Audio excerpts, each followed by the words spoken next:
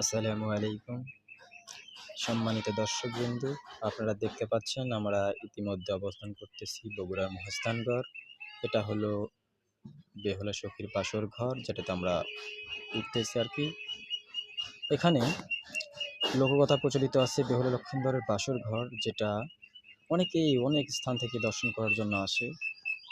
আমরাও আসলাম, এসে যেটা দেখতে পেলাম উচ্চ একটা গড়, ওখানে কি আছে সেটা দেখার জন্য আসলে আমরা উপরে উঠতেছি।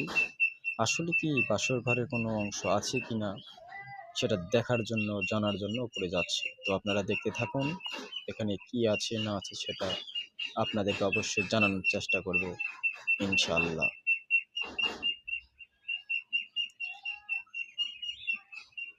এই তো প্রায় সামনে দেখা যাচ্ছে, গড়টার সামনেই এই যে এটাই বেহুলা লক্ষিন্দরের মূলত বাসর ঘর বলা হয়। দেখি আমরা উপরে উঠে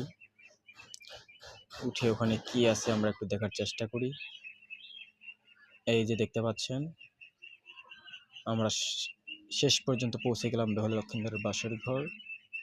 এই যে বাসর ঘরটা, এটাই মূলত বাসর ঘরের মিডল পয়েন্ট।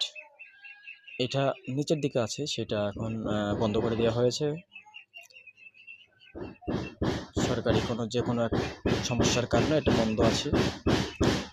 যেহেতু অনেক প্রাচীন, সেই হেতু এগুলো এরকম হওয়ারই কথা। তো দেখলাম আশেপাশে অনেক লোকের ভিড়, দেখতেই পাচ্ছেন লোকজন আসছে অনেক।